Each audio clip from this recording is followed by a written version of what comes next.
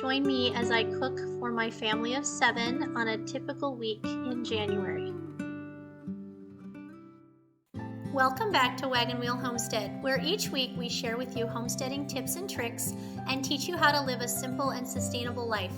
My husband and I and our 5 children enjoy living close to the land on our 40-acre homestead in Nebraska, where we utilize the self-sufficient skills we have learned over a lifetime of homesteading. I was blessed to grow up gardening and preserving food since I was a little girl, and my husband grew up cattle ranching. Now we're able to use those skills to feed our family without having to purchase very much from outside sources like the grocery store. While we seek to be self-sufficient, we are mindful daily that we are really God-sufficient, as He is the one who sends the sunshine and the rain to feed us and our livestock. Along with gardening and preserving all of our vegetables, we raise our own beef, milk Jersey cows, make our own dairy products, and bake with sourdough. By involving our children in this lifestyle, we are seeking to preserve these old-fashioned skills by passing them down to the next generation. Join us as we share with you our journey and teach you how to grow a simple, sustainable life. If you're new here, you may not know that typically our family participates in the Three Rivers Pantry Challenge during the first 60 to 90 days of the year. And that means that we eat nothing but what we have preserved in our homestead pantry, which I will put a link in the description box below to a tour of that pantry. And we also have a couple of freezers as well. And included in the pantry are things that we have raised and produced on our own homestead in Nebraska.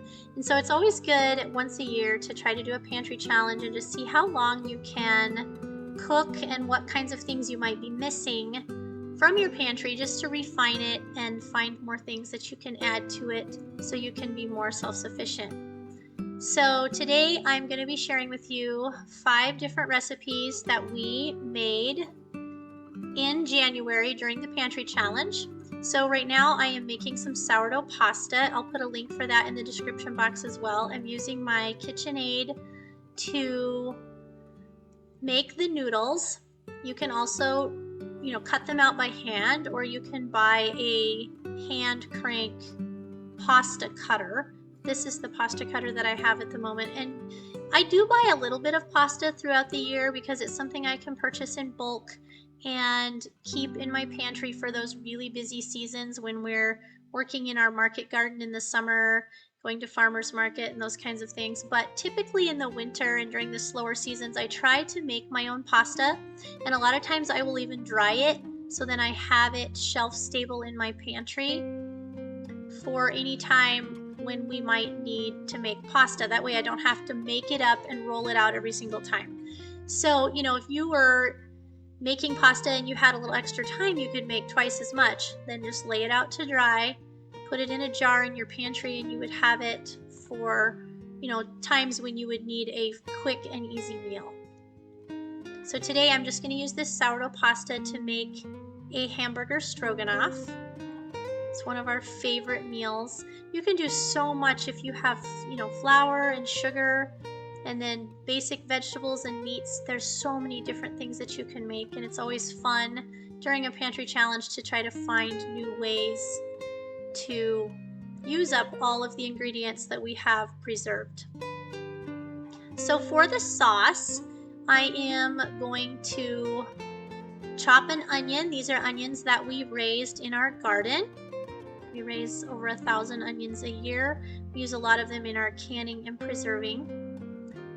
So I am just browning some venison burger, and usually we have beef burger. Right now we have venison burger. We'll have a couple of beefs going to butcher here in a couple of months, so we're just using the venison while we have it, which is fine. I also have a daughter that's gluten-free, so I always keep a few gluten-free pasta noodles on hand, and I just make a small little pot of noodles for her. So the sourdough pasta noodles, I let them dry all afternoon before starting the sauce. And then I'm just cooking them like you would cook regular pasta, except that fresh pasta like this, you don't have to cook it as long. So usually 3 or 4 minutes, once it's back to a boil, is plenty long enough. You don't want to overcook it. And once you've had fresh pasta, It's so good, you really won't want to eat regular pasta, except that it is more convenient if you don't have any made up ahead of time. I usually put a little bit of butter or beef tallow in with my noodles just to make sure they don't stick together. I'm adding some gluten-free flour to the onions and garlic and venison burger because of my gluten-free daughter. You can add sourdough starter and that will thicken it as well, or regular flour. And I'm also going to add some salt and pepper. And this is going to be like the roux, basically, that's going to thicken our sauce when we pour in the milk at the end. So you can make this with mushroom soup. That's how I traditionally used to make it, but now I make everything completely from scratch because it saves us so much money, and it's a great way to use up, the milk that we get from our dairy cows. So I just have learned to make everything from scratch, and that's been over time. That's not something that you're going to do right away, but slowly you can, find different things that you have to buy at the store and learn how to make them from scratch. So I just added a little bit of garlic powder and onion powder also. I cook with a lot of garlic, onion, salt, and pepper. Those are kind of my classic favorite seasonings. And now I'm adding clabber. So if you're not familiar with clabber, it's like a sourdough starter basically that you can use for cheese making. And it makes the most creamy, beautiful sauces. Now, I had a lot of clabber, and so I used all clabber. And it was a little more tangy than what we usually prefer. I usually make it with milk, so I would probably just use part clabber next time, but it does make a beautiful sauce. And then I just plate this up with the sourdough pasta.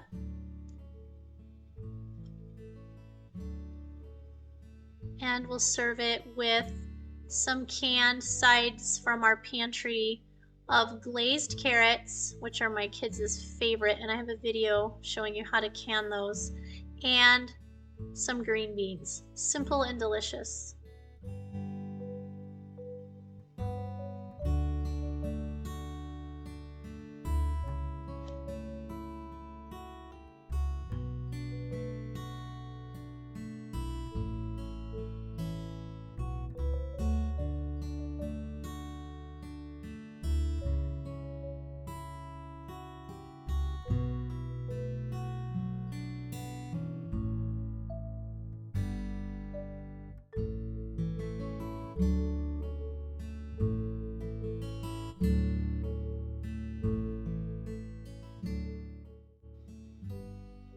The next thing we had was an absolute favorite meal of mine, and that is fried burritos. They're very similar to a chimichanga. So what I did is I took 2 cups of black beans and put them in my Instapot with some cumin, salt, and pepper, and turned them on the bean setting, which cooks them at high pressure for a little over an hour. Then I just put them in a big cast iron skillet. I try to do all of my cooking in cast iron. It's just the best. And I added some rice, so I also put some rice in my rice cooker. So I put black beans and rice, and then I added some salsa, canned from our garden, some salt, pepper, garlic, onion, and then I'm just shredding some of my homemade Asiago cheese, adding that to the skillet just to make like a burrito filling. You could add anything that you wanted that you like in burritos. But this is what I had, and this is a very inexpensive meal made with rice and beans. I also added some venison burger as well, and I think some taco seasoning just to give it a little extra pep. Cumin is a great thing to have on hand and add to these types of Mexican style dishes. I get all of my spices in bulk from Azure Standard, so then I always have them on hand. And typically I make my own tortillas. I have a pourable sourdough tortilla recipe that we absolutely love, but I had these left from the holidays and I just decided to use them for a quick and easy meal. So I'm just filling the tortillas, rolling them up, and then frying them in a separate skillet where I have some hot beef tallow. So we do all of our frying in beef tallow, and I have a video showing you how to render that down. We can get our tallow for free because we live in beef country, and so if we render it down, we basically have free oil, and oil is very expensive, as you know. So I just fry them for a couple minutes on each side until they're brown. Turn them over, and Something about having them fried, my family will eat twice as many burritos this way as if I were to just put the filling in the burritos and serve them more traditionally.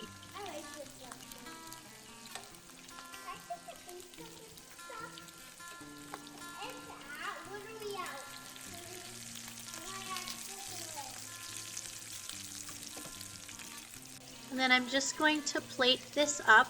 So beautiful, so warm and comforting. And I'm going to add some homemade salsa and some homemade sour cream. So to make my sour creams really simple, I just let a quart of cream clabber, and then I take a little bit of that cream that has set up, it takes, you know, a day or two the first time, and put like a tablespoon of it in another jar of cream, and that makes into sour cream. So then every week I try to make another quart of sour cream using some from the last batch. It's super simple, and the sour cream the flavor gets better and better the more that you make it. So for the next meal, we are going to make a sausage sauerkraut soup. It's a creamy version.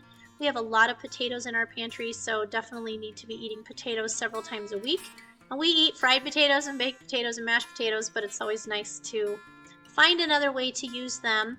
So I'm just adding some onion and garlic, which we raised in our garden, to a pan, and then I just made some meatballs. These are venison meatballs out of venison sausage. Now you can use any kind of sausage you'd like, and you can also use, you know, like a kielbasa or a Polish sausage. It's really good in this soup if you just slice it, put it right in the soup. But what I had was venison sausage, so I'm just making a simple meatball out of that with a few spices and some onion and garlic. And then chopping potatoes, of course, lots of potatoes added to the onions and garlic. And I'm just going to steam the vegetables in a little bit of beef tallow to get them nice and tender and, you know, sort of sauteed.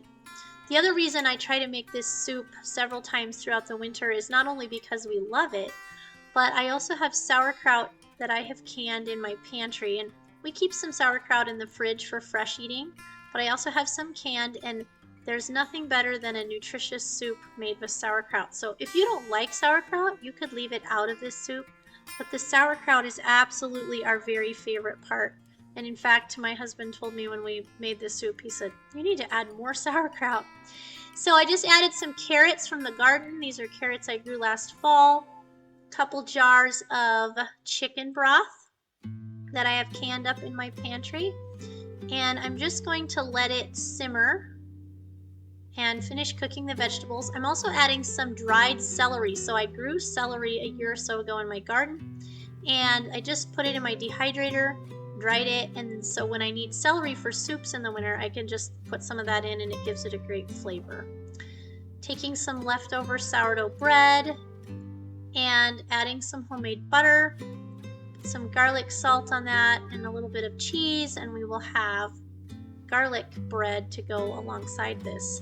Now towards the end, we're going to add in the sauerkraut, and as I mentioned, you know, I've made this many times, but to this particular batch, my husband said, you should have added the whole jar of kraut, and we actually ended up doing that when we had it left over. We just added more sauerkraut to it. It was so good.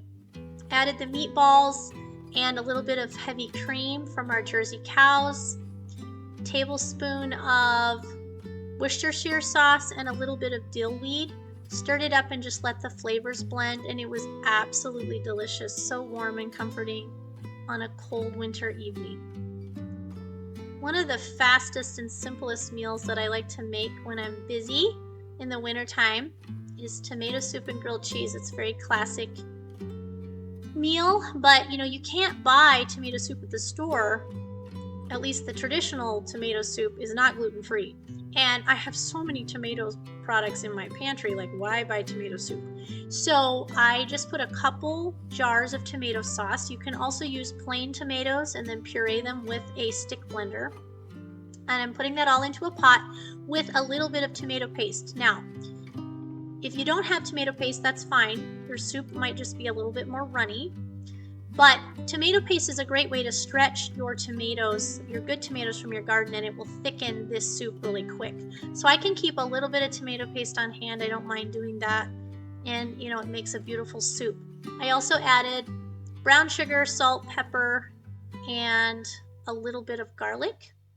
And then for the grilled cheese, of course, that's just pretty standard. I have some leftover bread, so I'm buttering that, putting it in my cast iron skillet, slicing some homemade Gouda cheese, I think this is Gouda, and putting it in between each slice of buttered bread. And it's a very quick and easy, simple side dish for our tomato soup. Just let the tomato soup simmer just a little bit, and that's all that I do with tomato soup. It's very, very simple. And tastes like fresh garden tomatoes in the middle of winter. There's certainly nothing wrong with that.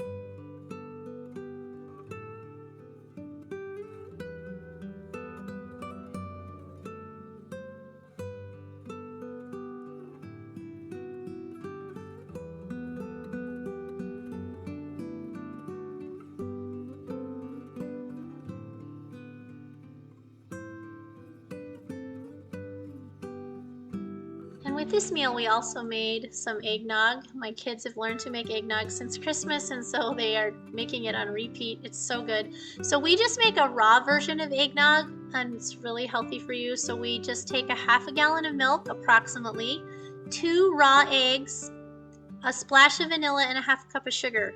And we blend that up in the blender, you know, just on low, because you don't want to froth the milk too much. We blend it up in the blender and drink it. Is so good. So that's our favorite way to make eggnog. And of course you can adjust the sweetener to taste. That's how we like it. You could use honey or maple syrup as well. And so I'm just plating this up. So delicious, warm and comforting. A great stretch on that homemade cheese. So yummy. There's something so satisfying about sitting down to a meal that no one but your hands have touched, right? Nobody else has touched anything that produced this food. It's comforting and it's so inexpensive if you're willing to just do a little bit of cooking from scratch. Then the other thing I'm going to do right quick is mix up the sourdough pizza dough. So I typically mix pizza dough up at the beginning of each week because there's so many different ways that you can have pizza. And we like to eat a lot of pizza because not only is it hearty and filling, but it uses up mozzarella cheese and different vegetables and things we have in our pantry or our freezer. And so I try to make up pizza dough and then just have it waiting in the fridge. It can wait in the fridge for, you know, up to a week at least and be just great. In fact, the longer it sits in the fridge, the better. So what I'm doing is using the recipe off the blog, wagonwheelhomestead.com, where you can find a lot of our recipes, in fact. And I'm just doing a few stretch and folds on this dough, very similar to how you would make an artisan sourdough bread. And then I'm going to let it rise on the counter for a couple of hours, put it in an airtight container in the refrigerator, and then just bring it out after a few days and make pizza. And if you do this, you can literally have pizza on the table in 20 minutes or less, because I usually make it with a brick oven method. So what I do is I put my pizza stones or cast iron pizza pan in the oven at 500 degrees, or as hot as your oven will go, for at least 30 minutes before you're ready to bake the pizza.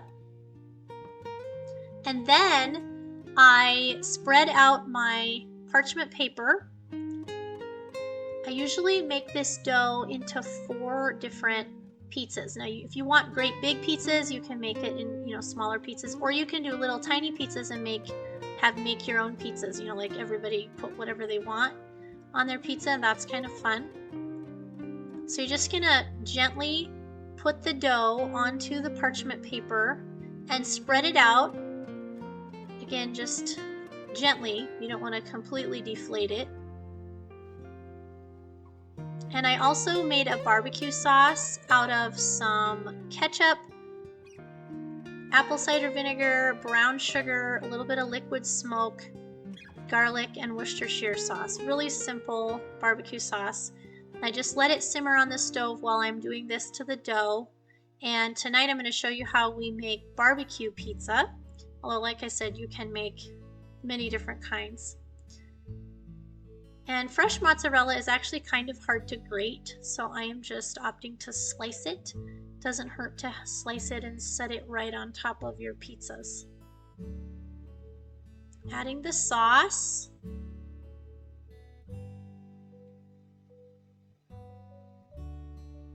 Then I also browned some hamburger, onions, and garlic. One of our favorite pizzas, at least my husband and I anyway, the kids aren't as crazy about it, is a Reuben pizza. And that is made with sauerkraut. I'll show you that sometime. That's another way to use up some of the sauerkraut in the pantry.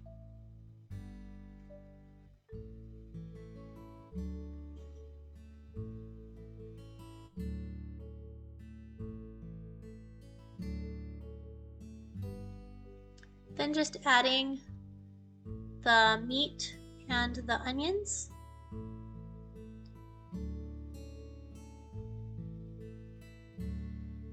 And topping it with the cheese. And for my gluten-free daughter, I made her a pizza crust that was separate. I'll show you how to do my gluten-free stuff sometime. I'm still getting used to cooking with some gluten-free things, so not quite as comfortable with it as of yet. But anyway, I just made her a separate pizza all her own. It just works well. Everybody, you know, has plenty to eat of what they can have.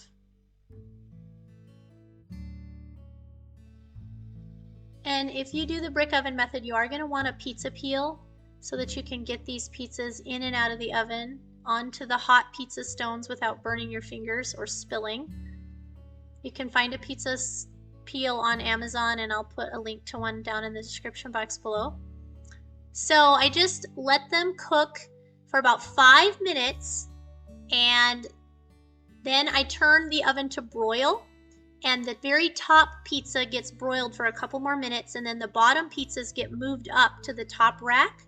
And if they're done enough, then I go ahead and broil those. If not, I turn it back onto 500 degrees. But really, like within 5 to 7 minutes of each pizza, it's completely done. And the bottom 2 pizzas are cooking at the same time, like you just rotate through. And so you can cook all 4 of these pizzas in 20 minutes or less easily. So then pizza becomes a really great weeknight meal because it is so fast. Well, I hope you've enjoyed this video, and we will see you next time.